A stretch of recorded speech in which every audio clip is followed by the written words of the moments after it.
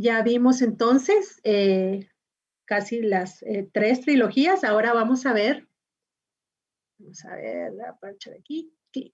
Ok. La tipología del tabernáculo de Moisés. Y aquí también tenemos un tema súper extenso, súper amplio. Pastor Bailey escribió este libro que es buenísimo. Y en febrero del año pasado, el hermano Jorge Chacón dio este curso. También se los recomiendo. Lo pueden encontrar en nuestro canal de YouTube. Así que ambos, el libro y el curso, son muy buenos. Muy bien. El tabernáculo de Moisés. Este tabernáculo, como ya creo que todos sabemos, tenía 3 secciones. El atrio exterior, el lugar santo y el lugar santísimo. Aquí los tengo al revés porque no le podía dar vuelta al tabernáculo, pero están estos 3 lugares. Ahora, todo el pueblo de Dios era bienvenido para entrar por las puertas del atrio para servir a Dios en el altar de bronce y ofrecer allí sacrificios. Todo el pueblo podía entrar a la sección más grande, pero solo los sacerdotes podían entrar al lugar santo. Era más especializado. Uno debía tener un llamado más alto, una mayor preparación para entrar al lugar santo. Solo los sacerdotes podían entrar a ese lugar. Ahora, al lugar santísimo, solamente una vez al año podía entrar el sumo sacerdote en el día más importante de la fiesta del tabernáculos, el día de la expiación.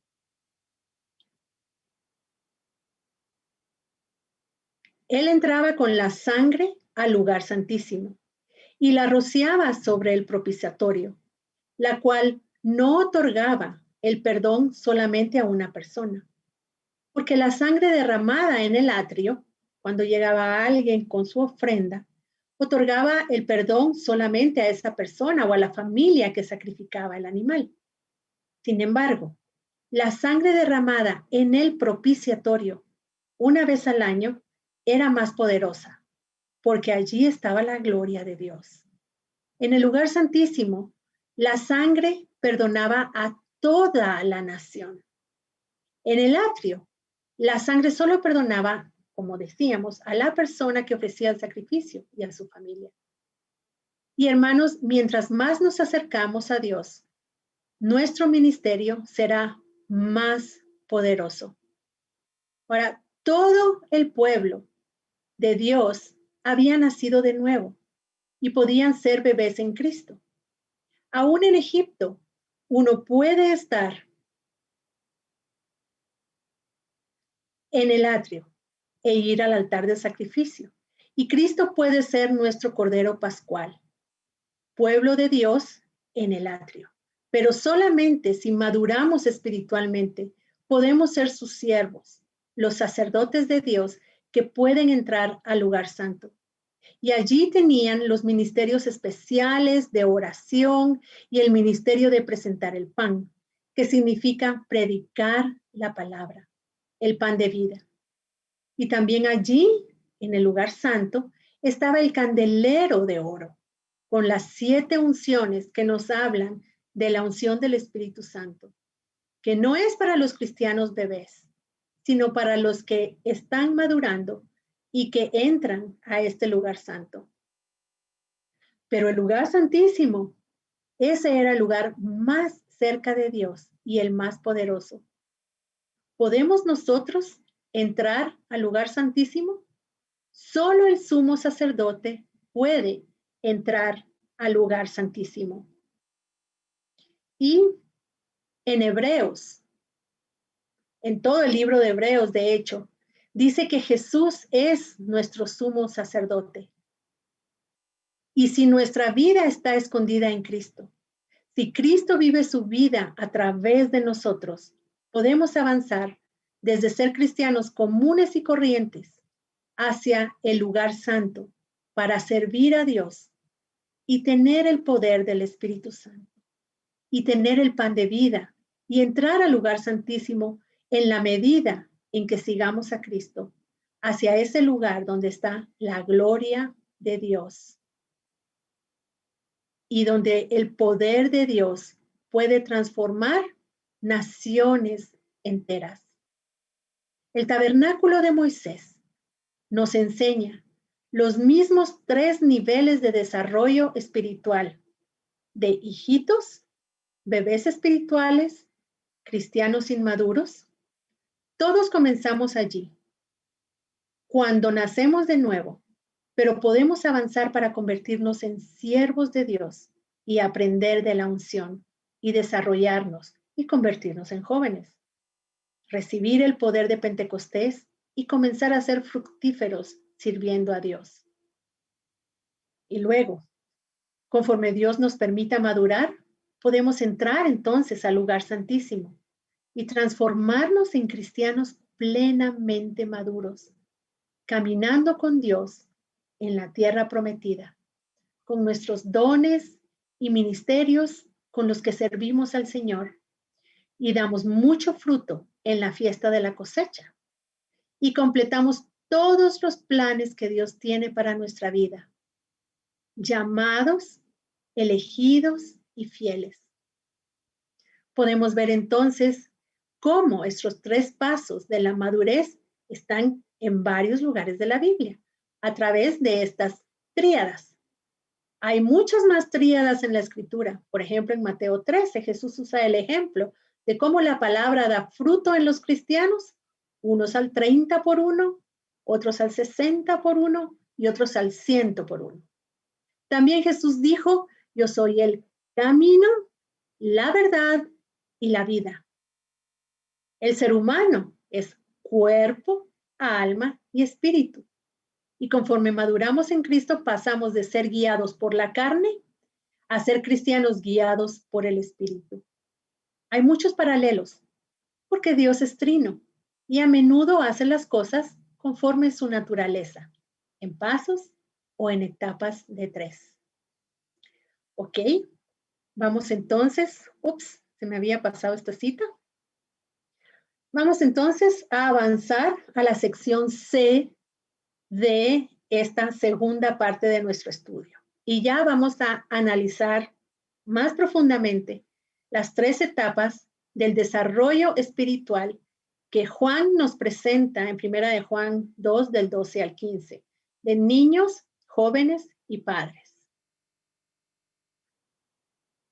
Aquí tenemos nuevamente la cita que habíamos leído al principio. No la vamos a leer nuevamente, es la cita de Primera de Juan 2, del 12 al 15, donde Juan menciona 2 veces cada uno de estos diferentes etapas. Juan repite 2 veces los 3 niveles de crecimiento y madurez en las personas. Todos, como dijimos antes, comenzamos como niños pequeños. Crecemos y nos volvemos jóvenes o adolescentes y podemos seguir creciendo para alcanzar madurez plena y convertirnos en padres y madres espirituales. Ahora, en estas 3 etapas de desarrollo, estas 3 etapas de desarrollo natural son paralelas a nuestro crecimiento espiritual.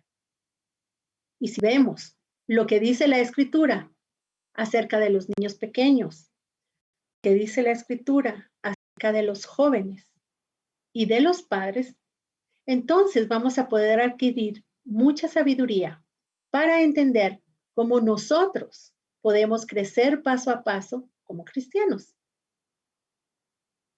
Uno no pasa de ser una bebé a ser una mamá en 2 semanas. No, ¿verdad? Una bebé de 2 semanas no puede ser una mamá. Hay etapas de desarrollo y necesitamos aprender cuáles son esas etapas de desarrollo.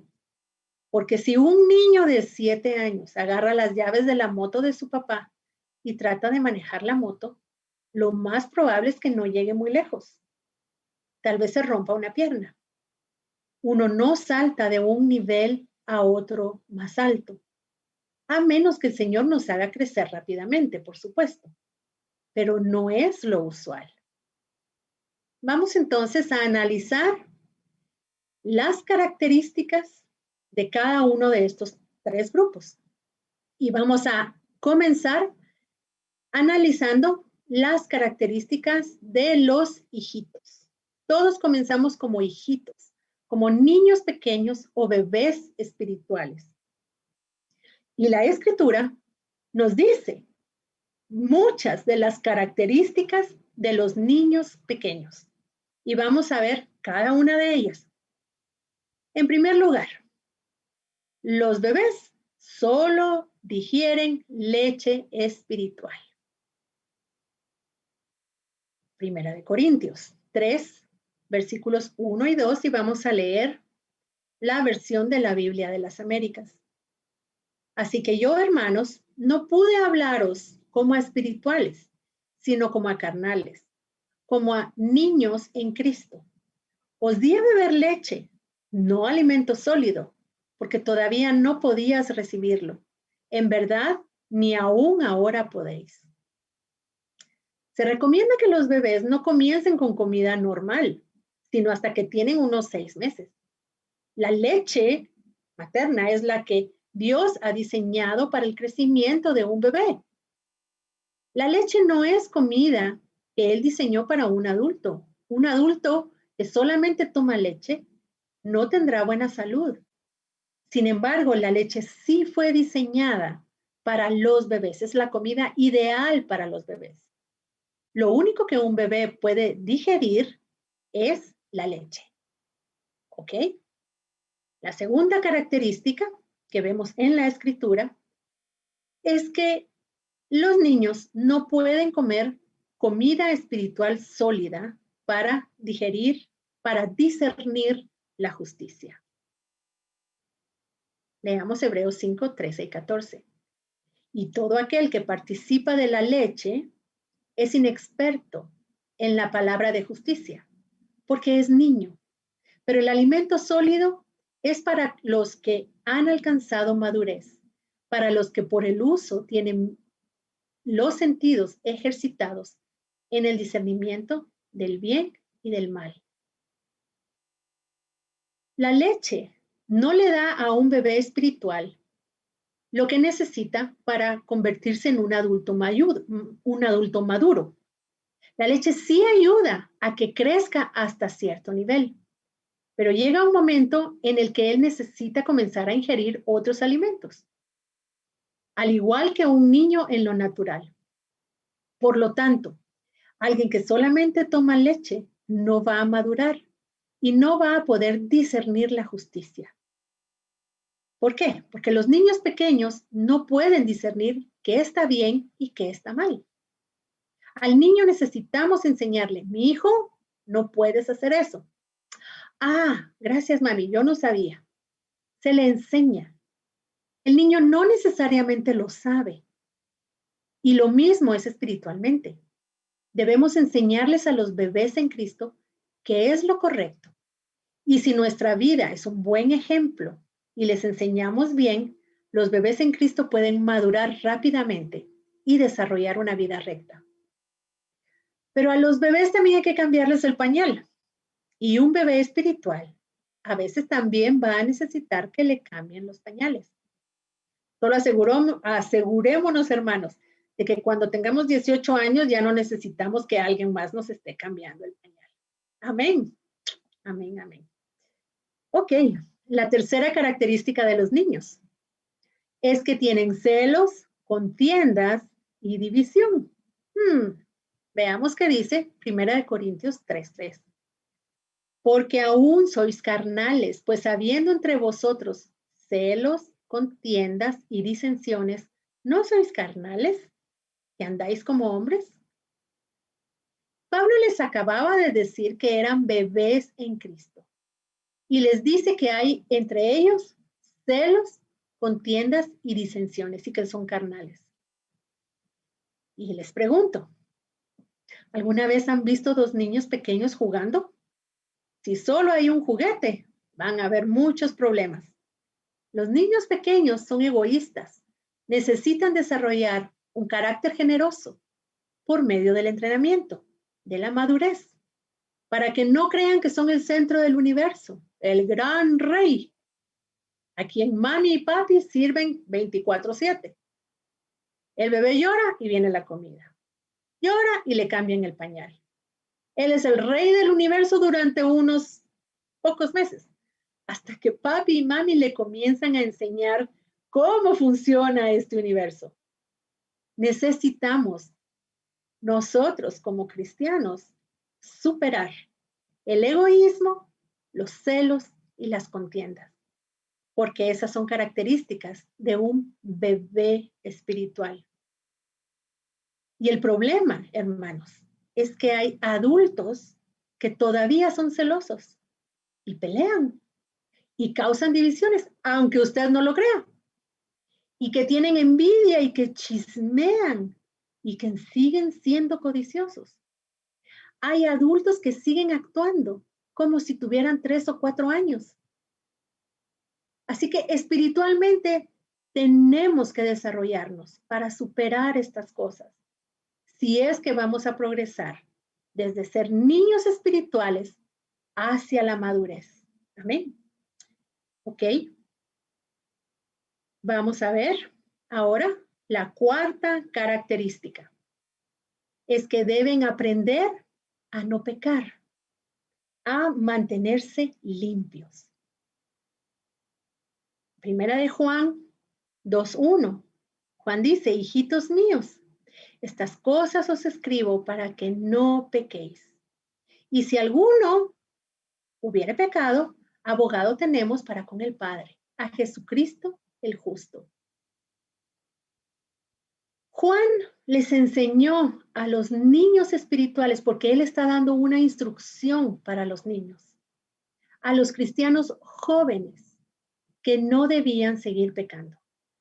Y que si tenían algún problema con el pecado, podían aprender a lavarse con la sangre de Jesús. Y hermanos, esto es tan importante, es algo tan básico y tan importante. De hecho, ahora con la pandemia, muchos que antes no se lavaban las manos con frecuencias han tenido que aprender a hacerlo. Es algo esencial. Nos ensuciamos, hay que limpiarnos. Nos ensuciamos, hay que limpiarlos. Y eso es algo que debemos hacer continuamente como cristianos. Los niños se ensucian y hay que enseñarles a que se mantengan limpios. Si se ensucian, eventualmente ellos deben aprender cómo limpiarse. Ellos solitos deben aprender a bañarse. Esto es parte del desarrollo en lo natural y en lo espiritual tiene que ser igual. Debemos aprender a mantenernos limpios. Es un proceso continuo todo el tiempo. Para eso tenemos la sangre de Jesucristo. Amén. Para mantenernos limpios todo el tiempo. Ok, la quinta característica de un niño pequeño, de un bebé, es que son fácilmente engañados. Primera de Juan 3:7 dice, hijitos, nadie os engañe. El que hace justicia es justo, como él es justo. A los pobres niños se les enseña que existe Santa Claus, el conejo de la Pascua, el ratón de los dientes de leche, etc. Todo tipo de cosas se le puede decir a un niño y todo no lo va a creer. Los niños creen todo. Veamos qué dice Efesios 4:14. Muy específico. Para que ya no seamos niños fluctuantes, llevados por doquiera de todo viento de doctrina, por estratagema de hombres, que para engañar emplean con astucia las artimañas del error. Para que ya no seamos niños fluctuantes, llevados por doquiera de todo viento de doctrina. Los niños espirituales, los cristianos inmaduros, son fácilmente llevados por doquiera, por los vientos de doctrina. Y no por el viento del Espíritu Santo. Son dos cosas diferentes. Porque hay otro que provoca vientos en la Biblia, el príncipe de la potestad del aire. Este es un título de Satanás. Lo podemos ver en Efesios 2:2. Satanás tiene unciones falsas y puede llevar doctrinas falsas a las iglesias. Y entonces tenemos esta iglesia donde un día todos los miembros de las iglesias de la iglesia están buscando demonios detrás de cada una de las sillas. Y a todos los que entran se les da una bolsa para que vomiten, porque ese día todos tienen demonios y van a vomitar. O si no, van a pasar todos al altar a recoger polvo de oro y a declarar que todos van a ser prósperos. Hay muchas enseñanzas desequilibradas por allí. Y desafortunadamente hay muchos cristianos inmaduros que van corriendo a creerlas, a creer esto aquí y a creer esto allá. Hermanos, no queremos permanecer siendo niños espirituales que van a ser engañados por doctrinas desequilibradas. Otro problema en este aspecto es que los niños es que siguen ídolos. A un niño cualquiera puede impresionarlo. Primera de Juan 5:21 dice, Juan les dice, hijitos, guardaos de los ídolos, porque los niños pequeños se dejan llevar fácilmente. ¿Ok? Otra característica de los niños, y esta es muy linda, es que ellos saben que su padre los ama. Un niño sabe que tiene un padre que lo ama. Y esto lo dice Juan en primera de Juan 2:13. Os escribo a vosotros, hijitos, porque habéis conocido al Padre. Los niños pequeños conocen al Padre. En el momento en que nacemos de nuevo, como vimos en Romanos 8:15, recibimos el espíritu de adopción por el cual clamamos, Abba Padre, que podemos decir, papito, te conozco. Cuando nacemos de nuevo, nos conectamos con nuestro Dios.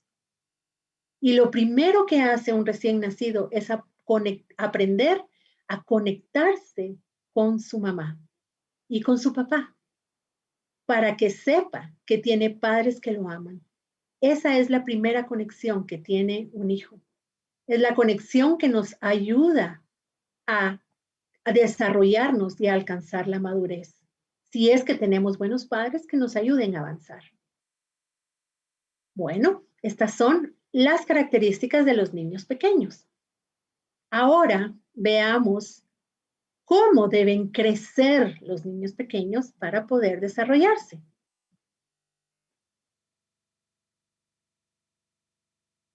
Primero, deben desear la leche de la palabra de Dios, que es el alimento espiritual. Primera de Pedro 2:2, y voy a leer la Biblia de las Américas, dice, desead como niños recién nacidos la leche pura de la palabra, para que por ella crezcáis para salvación. La leche pura de la palabra. Leímos en Primera de Corintios 3:1-2 que la palabra de Dios puede ser leche y que también puede ser vianda o comida sólida. Hay doctrinas simples con las que se puede alimentar al recién nacido en Cristo, como leche, pero hay otras cosas en la Biblia que un cristiano joven no entiende. Uno no va a llevar a alguien a Cristo y comenzar inmediatamente a enseñarle acerca de los 10 cuernos de la bestia de Apocalipsis. No, primero hay que darle lechita, primero hay que darle su leche. En Primera de Tesalonicenses 5:8, vamos a ver aquí algo muy especial. Dice, pero nosotros que somos del día, seamos sobrios, habiéndonos vestido con la coraza de fe y de amor y con la esperanza de salvación como yelmo. En Efesios 6, Pablo nos habla de la coraza de justicia, pero aquí vemos que también la llama la coraza de la fe y del amor. Y en lo natural, una coraza protege el pecho de una persona. Y en el cuerpo de una mujer, el pecho es la parte que produce leche. Y espiritualmente hablando, las dos fuentes de leche son la fe y el amor. La coraza de la fe y del amor.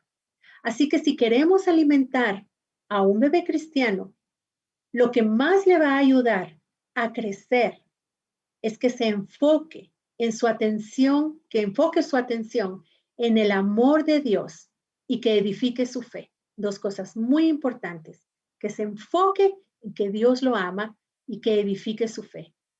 No le enseñemos todas las cosas complicadas, como las fiestas de Israel, o que tenemos que prepararnos para las fiestas de los tabernáculos. No, al cristiano bebé hay que enseñarle que ahora, que acaba de nacer, está conectado con su Padre en el cielo, quien lo ama y que debe desarrollar esa relación de amor, que debe edificar fe en su corazón.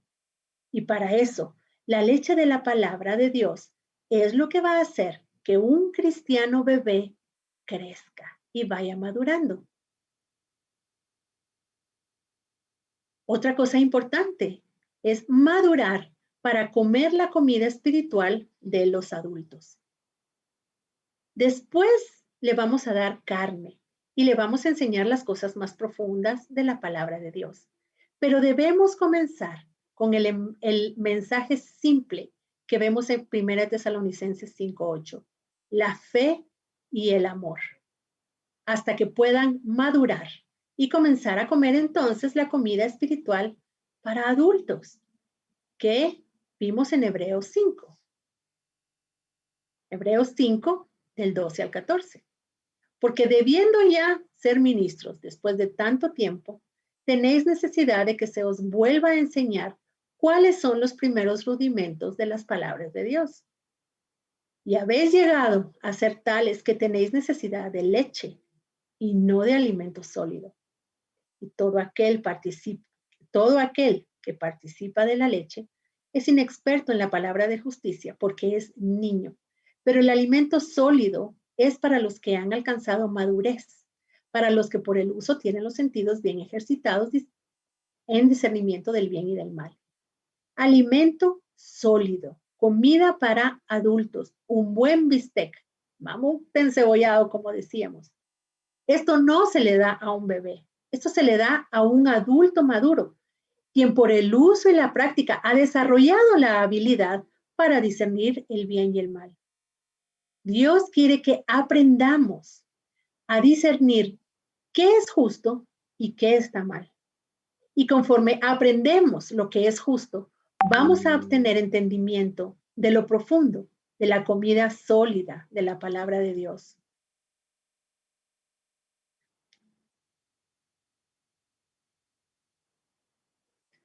Los cristianos inmaduros espiritualmente deben aprender a vencer los pecados con los que a menudo luchan los bebés en Cristo.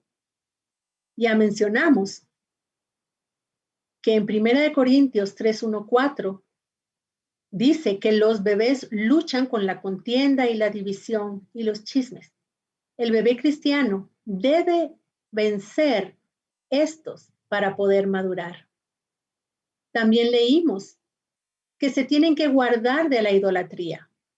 Tienen que ser entrenados para que se alejen de los ídolos y que ya no adoren, y que aprendan a adorar en espíritu y en verdad, y no solamente seguir los rituales.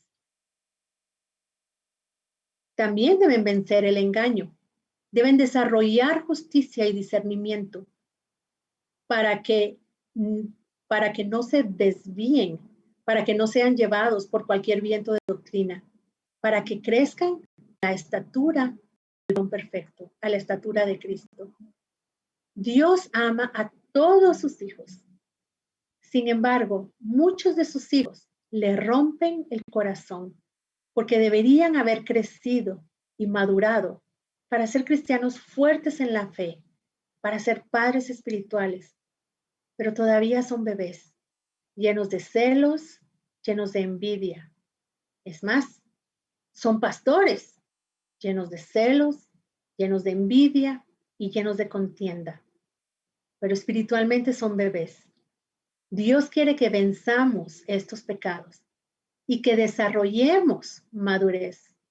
Porque saben, hay muchos cristianos que permanecen siendo bebés espirituales o niños pequeños. Los corintios tenían más de 5 años en la fe, pero eran bebés espirituales cuando Pablo les escribió Primera de Corintios, donde les dijo que casi todas en la iglesia eran todavía bebés espirituales. Cuando uno tiene 5 años, uno no tiene que seguir siendo un bebé espiritual. A los 5 años uno ya no debería usar pañales. Uno ya no debería estar creyendo en los cuentos de hadas. También tenemos el ejemplo de los cristianos hebreos, que habían sido creyentes por 35 años. Pero el mensaje para ellos fue, ya deberían ser maestros. Ellos todavía necesitaban que alguien les enseñara las lecciones elementales. Cristianos durante 35 años, pero todavía eran bebés. Y eso no debería ser así.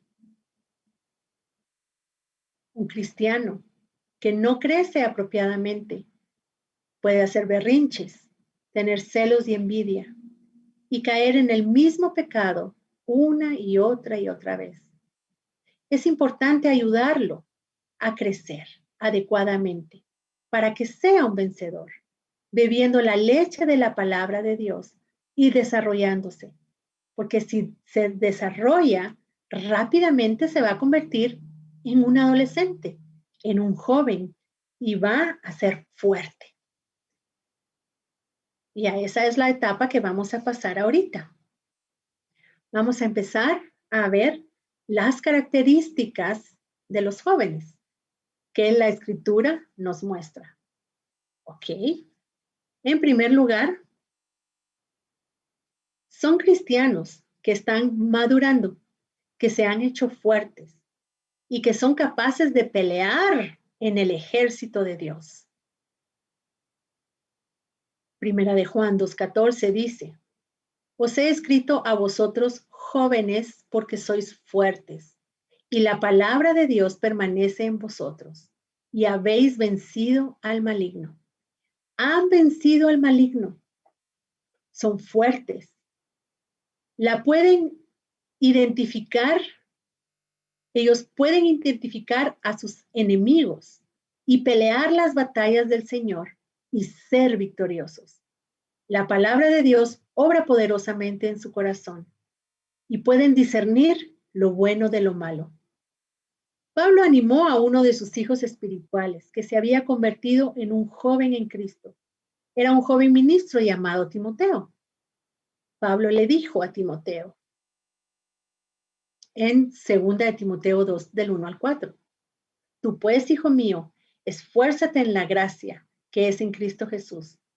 Lo que has oído de mí ante muchos testigos, esto encarga a hombres fieles que sean idóneos para enseñar también a otros. Tú pues, sufre penalidades como buen soldado de Jesucristo, porque ninguno que milita se enreda en los negocios de la vida a fin de agradar a aquel que lo tomó por soldado. Necesitamos ser fuertes para unirnos al ejército de Dios. Y los jóvenes son fuertes. ¿Por qué? Porque la palabra de Dios mora en ellos. Josué 1:8 dice, nunca se apartará de tu boca este libro de la ley, sino que de día y de noche meditarás en él, para que guardes y hagas conforme a todo lo que en él está escrito, porque entonces harás prosperar tu camino y todo te saldrá bien. Y esto es muy importante. Si meditamos en la palabra de Dios y esta palabra se hace carne en nosotros, si permanece en nosotros, si la obedecemos y si va creciendo en nosotros, nosotros vamos a crecer también y espiritualmente seremos jóvenes exitosos en Dios y victoriosos. De la misma manera en que Josué comandó el ejército de Dios para conquistar la tierra prometida. Vamos a entrar y vamos a obtener las promesas de Dios, no solo en nuestro carácter, sino en nuestros ministerios y en las herencias fructíferas que tengamos, si crecemos y nos convertimos en hombres fuertes. Otra característica es que los jóvenes han vencido al diablo, de la misma manera como Cristo venció cuando él era joven. Cuando Cristo tenía como 30 años, tuvo su batalla final antes de comenzar su ministerio. En esta batalla, él obtuvo una victoria absoluta sobre Satanás.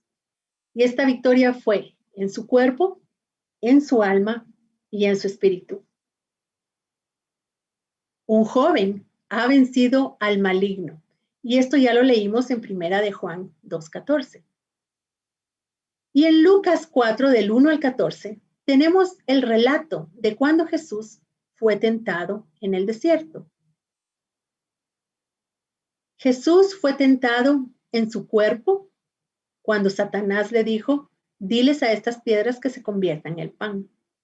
Puedes satisfacer todas tus necesidades corporales. Jesús también fue tentado en su alma cuando Satanás le dijo, lánzate del pináculo del templo. Todos te van a alabar y te van a seguir y serás el hombre del momento. Jesús también fue tentado en su espíritu. Te daré todos los reinos del mundo si me adoras. Fue tentado en todas las áreas de la vida humana. Y al vencer estas tentaciones estuvo listo para permanecer firme como un joven en Cristo, como un conquistador que avanzó para conquistar el pecado, la tumba y la muerte. Él usó la palabra para vencer. Un ministerio corto, pero él ya se había convertido en un conquistador de su propio corazón antes de ir a conquistar los pecados del mundo. Los jóvenes tienen que crecer por medio de la palabra de Dios para ser victoriosos ante los ataques del enemigo. Eso es lo que les va a dar la victoria sobre el enemigo, sobre el pecado, sobre la tentación.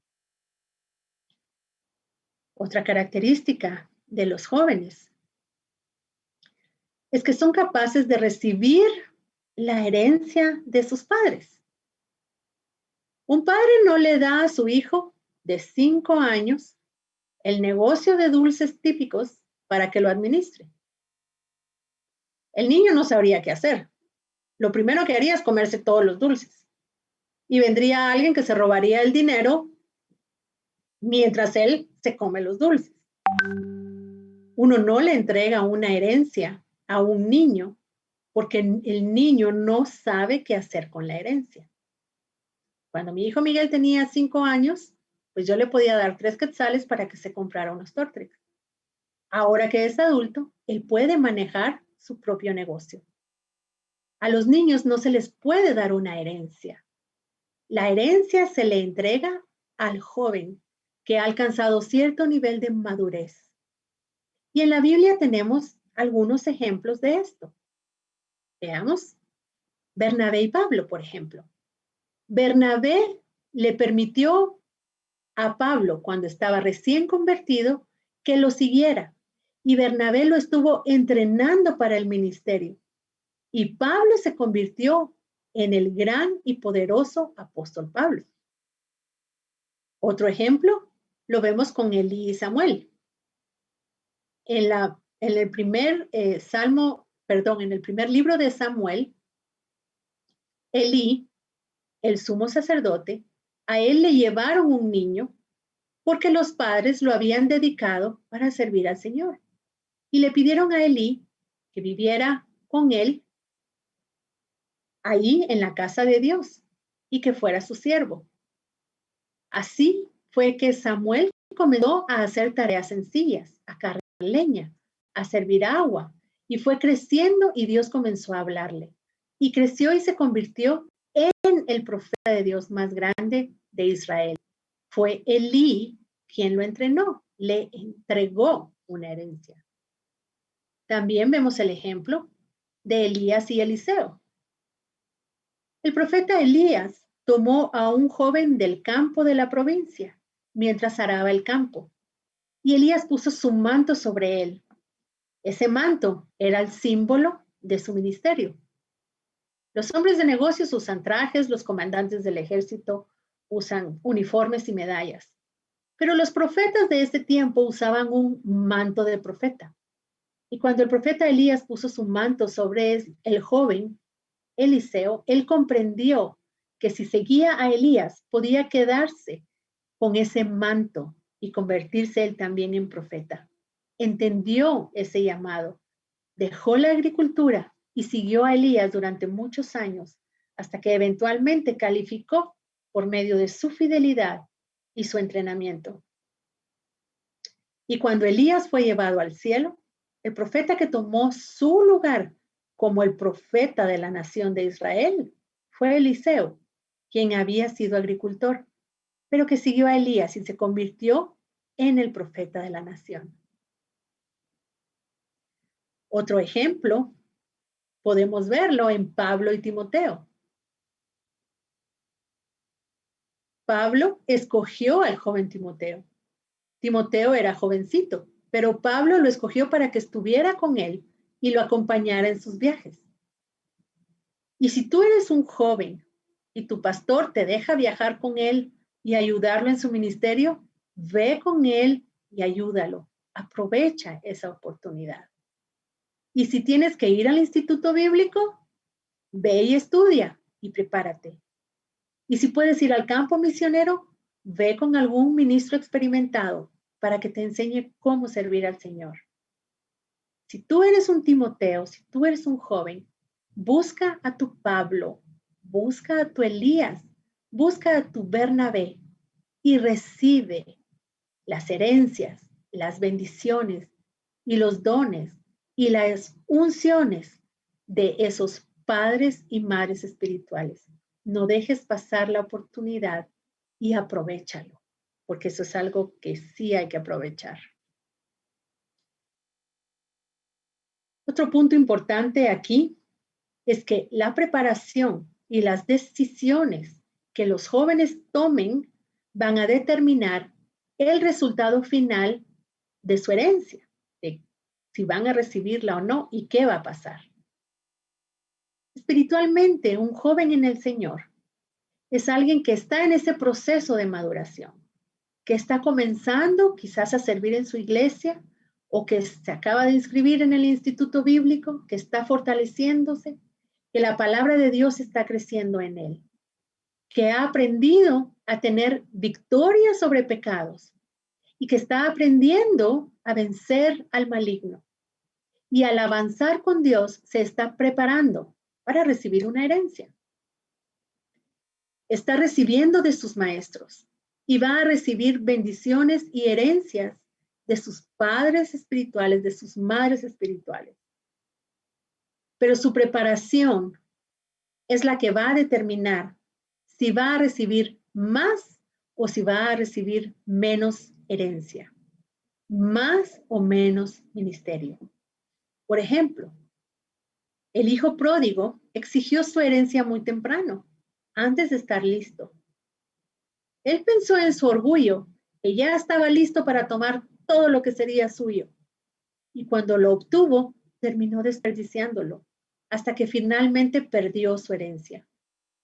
Y también es verdad que hay hijos espirituales que reciben algo de Dios, pero no lo retienen, no lo prosperan, pierden su corona y no califican para ser elegidos. Entonces, de acuerdo con nuestra preparación, podemos ser un hijo pródigo y perderlo todo, o podemos ser como José, quien comenzó su vida con grandes dificultades y problemas. Cuando él era joven, sus hermanos lo traicionaron y lo vendieron como un esclavo y lo llevaron a otro país.